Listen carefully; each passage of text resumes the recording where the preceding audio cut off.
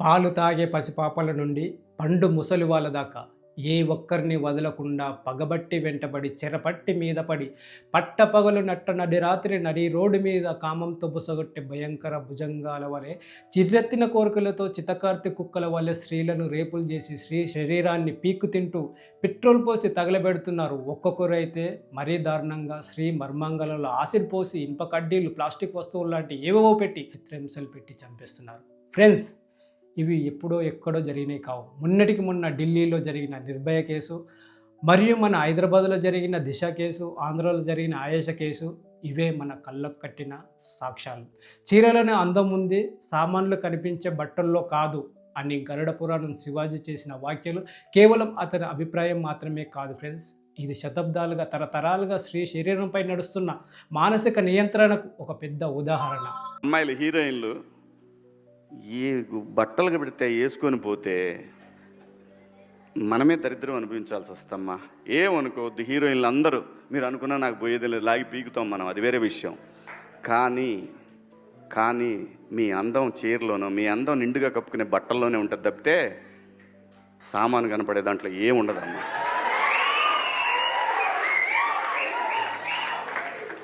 అవి వేసుకున్నంత మాత్రాన చాలామంది చూసినప్పుడు నవ్వుతూ అంటారు, కానీ దేద్రముండ ఎలాంటి బట్టలు ఎందుకు వేసుకుని కాస్త మంచి వేసుకోవచ్చుగా, బాగుంటావు కదా అనాలనిపిస్తుంది, లోపల అనలేము.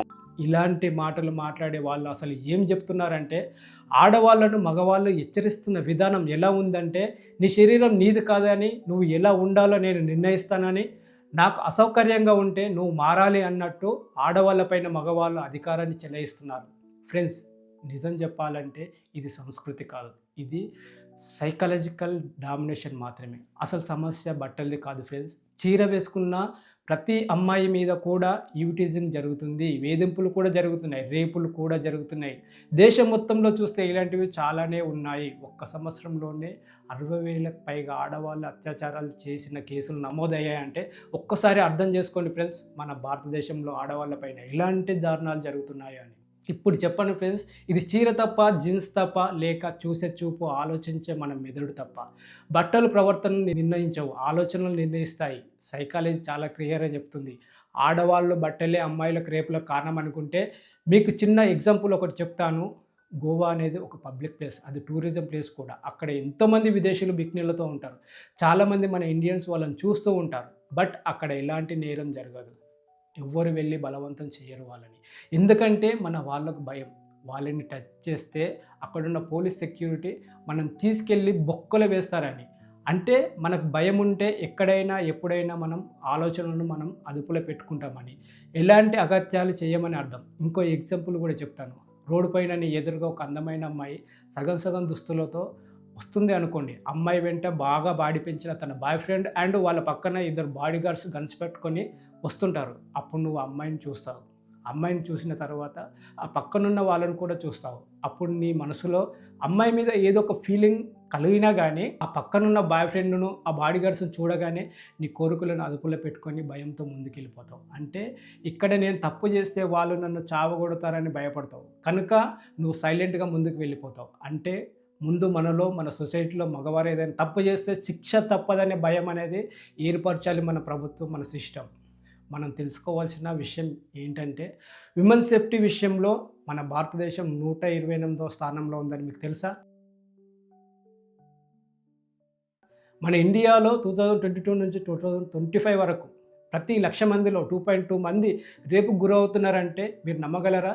ఇదంతా వదిలి మన సమాజం విక్టిమ్ బ్లేమింగ్ ఎలా చేస్తుంది, ఎలా నేర్పిస్తుందంటే, అమ్మాయిలు అలా డ్రెస్ వేసుకుంది కాబట్టే రేపు జరుగుతుందని, మంచి అమ్మాయిలు అలా ఉండరని, బయటికి వెళ్ళేటప్పుడు జాగ్రత్తగా ఉండాలని కొందరు మేధావులు చెప్తున్నారు. కానీ అసలు మగవాడి బుద్ధి మార్చుకోవాలని ఏ ఒక్క విధవ చెప్పట్లేదు. చిన్నప్పటి నుంచి ఇలాంటి మాటలు విన్న మన పిల్లలు మెదడులో ఒక క్వశ్చన్ తయారవుతుంది. అది ఏంటంటే, women's safety equal to women's responsibility అని. మరి అది అబ్బాయిలకు ఏం నేర్పుతుంది? నా చూపు తప్పు కాదు అని అనుకుంటాడు వాడు, నా ఆలోచన తప్పు కాదని సర్ది చెప్పుకుంటాడు వాడు. ఆమె ప్రొవోక్ చేసింది కాబట్టే నేను అలా చేశానని నింద అమ్మాయిల పైన వేసి వాడు ఈజీగా తప్పించుకుంటాడు. నిజం చెప్పాలంటే ఇది ఎమోషనల్ ఇన్మెచ్యూరిటీ, అంటే బాధ్యత తీసుకోలేని మెదడు అని అర్థం. ఫ్రెండ్స్, మనం ఇప్పుడు ఒక విషయం స్పష్టంగా మాట్లాడుకుందాం. అసలు మోరల్ పాలసింగ్ అంటే ఏంటి? సైకాలజీలో దీనికి ఒక పేరు కూడా ఉంది, మోరలైజ్డ్ కంట్రోల్ అని. మనకు లోపల అసౌకర్యంగా అనిపిస్తే దాన్ని మనం జస్టిఫై చేస్తాం. సంస్కృతి, విలువలు, సాంప్రదాయాలు, మర్యాద అని ఏవేవో చెప్తాం.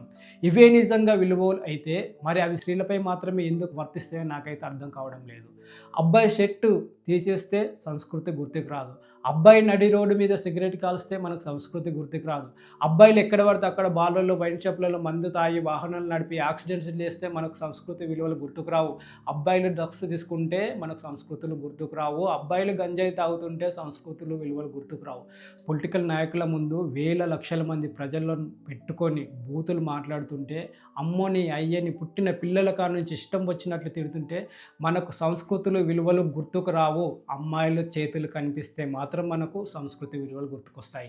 నిజం చెప్పాలంటే ఇవి విలువలు కావు, ఇవి డబుల్ స్టాండర్డ్ సైకాలజీ అని నేను అంటున్నా. ఫ్రెండ్స్, సంస్కృతి అంటే ఏంటంటే, సంస్కృతి అంటే ఇప్పుడున్న మన జనరేషన్లో మన పిల్లలకు మనం ఏం నేర్పుతున్నామంటే, మీ కొడుకు ఒక అమ్మాయిని చూసి అసౌకర్యంగా ఫీల్ అవుతుంటే మీరు చెప్పాల్సింది అమ్మాయి అలాంటి బట్టలు వేసుకుంటే నీకు ఇలా అలా అవుతుందని అలా చెప్పడం కాదు. నీ చూపుని నీ కంట్రోల్లో ఉంచుకోవాలని చెప్పాలి. నీ ఆలోచన నీ బాధ్యత ఉండాలని చెప్పాలి. పక్క వాళ్ళు నీ అసౌకర్యానికి బాధ్యులు కారని చెప్పాలి. ఇదే మెంటల్ డిసిప్లిన్, ఇదే నిజమైన సంస్కారం. ఫ్రెండ్స్, సంస్కృతి అంటే ఏంటంటే, సంస్కృతి అంటే బట్టలు పొడవు కాదు అని మనం తెలుసుకోవాలి. సంస్కృతి అంటే బౌండరీస్ని గౌరవించడం. సంస్కృతి అంటే నో అంటే వినగలడం అని మనం తెలుసుకోవాలి. తెలియని వాళ్ళకు కూడా తెలియజెప్పాలి. బట్టలు మారితే సమాజం బాగుపడదు ఫ్రెండ్స్, మన మెదళ్ళు మారితేనే సమాజం మారుతుందని గుర్తుంచుకోవాలి. ఇక్కడ నేను పూర్తిగా అబ్బాయిలేదు తప్ప అని అనడం లేదు, ఇక్కడ పూర్తిగా అమ్మాయిలేదు తప్ప అని కూడా అనడం లేదు. మన దేశంలో ప్రతి ఒక్కరికి స్వేచ్ఛ హక్కు ఉంటుంది. మనం ఏదైనా తప్పు చేస్తే అది ప్రభుత్వం దృష్టికి తీసుకెళ్తే, చట్టం దృష్టికి తీసుకెళ్తే దానిపైన వాళ్ళు సీరియస్ యాక్షన్ తీసుకుంటారని నేను నమ్ముతున్నాను. కానీ కొందరు ఇలాంటి సెన్సిటివ్ ఇష్యూస్ని వాళ్ళు ఫేమ్ కోసం వాడుకుంటున్నారు. చివరిగా చాలా స్పష్టంగా గట్టిగా చెప్తాను, ఇది ఫెమినిజం కాదు, ఇది మగ ఆడ యుద్ధం కూడా కాదు. ఇది సైకలాజికల్ రెస్పాన్సిబిలిటీకి సంబంధించిన విషయం. ఎవరు ఏం వేసుకున్నా నీ చూపు, నీ ఆలోచన, నీ ప్రవర్తన నీ బాధ్యత ఉండాలి. దాన్ని మేనేజ్ చేయలేని మెదడు సంస్కృతి గురించి మాట్లాడే అర్హత కోల్పోతుంది. ఇక్కడ బట్టల సమస్య కాదు ఫ్రెండ్స్, బాధ్యత తీసుకొని నీ మెదడే దీనికి ప్రధాన సమస్య. ఫ్రెండ్స్, మీరు చెప్పండి, నిజంగా అమ్మాయిల డ్రెస్సులే వాళ్ళ అత్యాచారాలకు కారణమవుతున్నాయా? ఫ్రెండ్స్, మీ విలువైన ఒపీనియన్ని కామెంట్లో తెలియజేయండి. నా వీడియో కనుక నచ్చినట్లయితే లైక్ చేయండి, కామెంట్ చేయండి, అండ్ నా ఛానల్ని సబ్స్క్రైబ్ కూడా చేసుకోండి. వీడియో కనుక నచ్చినట్లయితే మీ ఫ్రెండ్స్కి వీడియోని షేర్ చేయండి. మీరందరూ సపోర్ట్ చేస్తారని కోరుకుంటున్నాను. మరిన్ని మంచి వీడియోస్తో మళ్ళీ మీ ముందుకు వస్తాను. మీ Parashuram SV. Thank you so much.